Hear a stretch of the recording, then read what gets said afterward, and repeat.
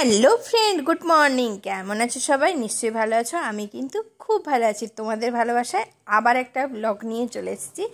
আজকে কিন্তু বৃহস্পতিবার সকালবেলায় উঠে পড়েছি। পাপাইকে দিয়ে আসার পরে এসে কিন্তু ক্লাস ছিল। ক্লাস থেকে এসে অনেক দেরি করে একটু রেস্ট নিয়ে তারপরে কিন্তু রান্না কাকিমা চলে এসছে। এই দেখো, এটা কি জানো?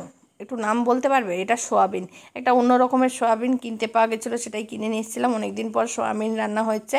কেন, সোয়াবিনটা আমাদের বাড়িতে খুবই কম হয়, আমার বারণ থাকার জন্য খুবই কম হয়।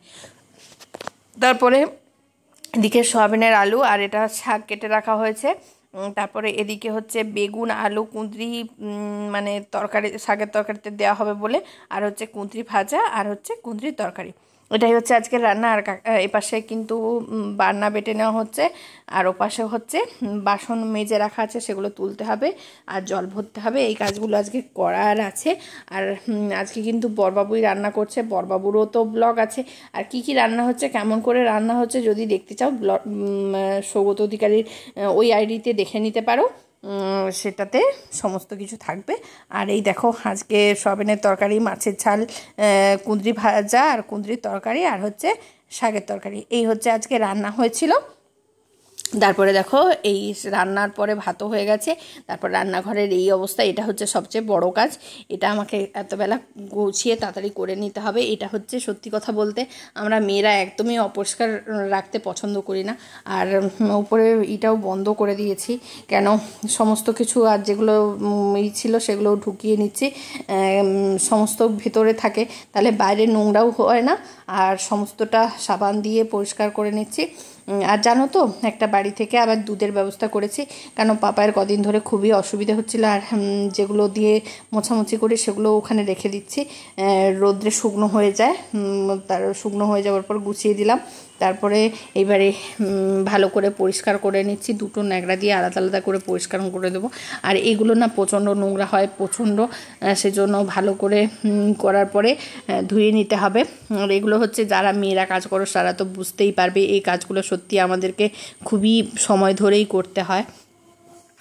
জানি না, রান্নাঘর অপরিষ্কার থাকলে তো আমারই খুবই খারাপ লাগে। আর বড়বাবুও না পরিষ্কার করেই যায় যখন আমি থাকি না, কিন্তু পরিষ্কারই রাখে। আমরা সবাই খুব পরিষ্কার। আর সত্যি কথা বলতে এইভাবে সংসার গুছিয়ে রাখাটা হচ্ছে খুব ভালো মনে করি আমরা, ভিডিও করতে করতে এই কাজগুলো করতে। কিন্তু তোমাদের সঙ্গে কথা বলতে বলতে ভিডিও করাটা ভালোই লাগে এখন।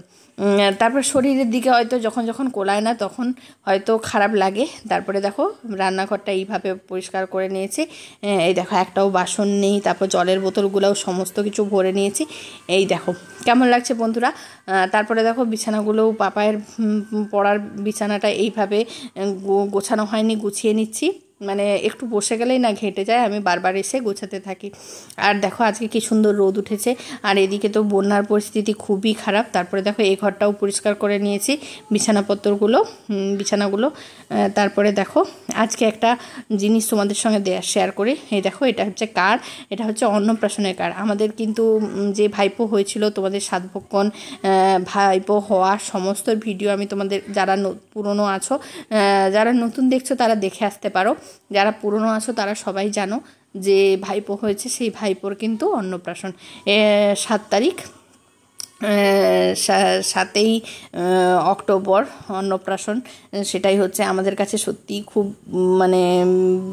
মানে আনন্দের অনুষ্ঠান। আমরা তো অনেক দিন ধরে এই যাব মোটামুটি। তারপরে দেখো, এখানে লেখা আছে কল্যাণ অধিকারী, দোয়েল অধিকারী, শক্তিপদ অধিকারী, গায়ত্রী অধিকারী, তারপরে দিদি মানে পিসিমণির নাম, তারপরে পিসেমশাইয়ের নাম, তারপরে তার দিদার নাম, দাদুর নাম, মামার নাম সমস্ত দেওয়া আছে। আজকে কালকে জেঠু এসেছিল, ডেকে গেছে। সত্যি পাপায়ের পরীক্ষা হয়ে যাবে, ওই একটা ব্লগ আসতে চলেছে অনেক বড়। আর পাপায়ের অলরেডি পৈতার মানে ডেটও ঠিক হবে, কবে ডেট ঠিক করি তোমাদের সঙ্গে একটা ব্লগ ভিডিও করে ছাড়বো, সত্যি কথা বলতে। আর দেখো, আমরা এবারে খাওয়া দাওয়া করে নিয়েছি, আর এদিকে খাওয়া দাওয়া করাচ্ছি, আর পাপাই খাচ্ছে এখনও। পাপাই একটু লেট করে খায়, মানে আমরা অনেক তাড়াতাড়ি খেয়ে নিতে পারি। আর জামা কাপড়গুলো তুলতে এসেছি। আর দেখো, আমাদের ছাদের বাগানটা দেখো কি সুন্দর। আমার শাশুড়ি শ্বশুরমশাই যখন ছিল তখন ছাদে সমস্ত চাষ করতো, তারপরে দেখো আমি সন্ধ্যেবেলা চলে গেছিলাম বাজারে, শুধু কিন্তু কিনবো বলে, ফুচকা কিনবো বলে। দেখো ফুচকা নিয়ে চলে এসেছি, ফুচকা খাবো। কে কে ফুচকা ভালোবাসো তোমরা একটু বলো। আমি কিন্তু খুব ভালোবাসি, আর ফুচকা যেদিন আমার খুব ইচ্ছে করে সেদিন কিন্তু আমি নিজেই চলে যাই নিয়ে আসতে। আর পাপাই যদি যায় তখন খেয়ে আসি, নাহলে আমি একা গেলে নিয়ে চলে আসি। বড়বাবু খুব একটা দাঁড়িয়ে খেতে চায় না। আর আমাদের এখানে বলাইপন্ডায় সত্যি কথা বলতে গ্রামে এই খেলে এই কিরে খাচ্ছি, সেটা করছি, সেটা জবাব দিতে হয়, অনেক কিছুই জিজ্ঞাসা থাকে।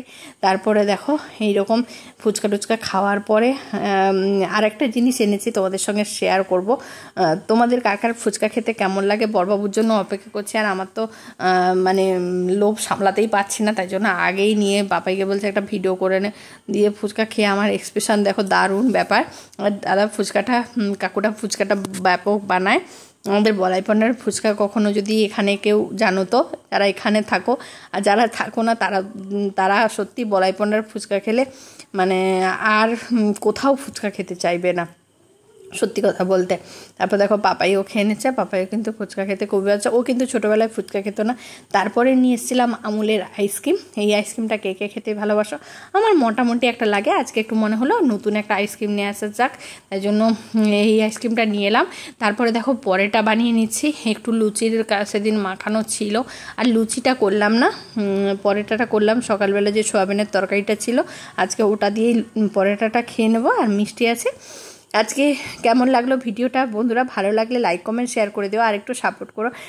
যারা আমাকে এখনও ইউটিউবে সাবস্ক্রাইব করোনি তারা একটু সাবস্ক্রাইব করে দিও, আর যারা ফেসবুক থেকে দেখছো তারা ফলো করে দাও। এই দেখো আমাদের খাবারের লুকটা কেমন লাগছে বলো, আর পরেটা খেতে কে কে ভালোবাসো কেমন? ঠিক আছে বন্ধুরা, আজকের মতো এই রকমইভাবে ব্লগটা শেষ করছি। আবার একটা পুজোর শপিং নিয়ে আসবো। টাটা সবাইকে, কাল আবার একটা ব্লগের সঙ্গে দেখাবে। টাটা।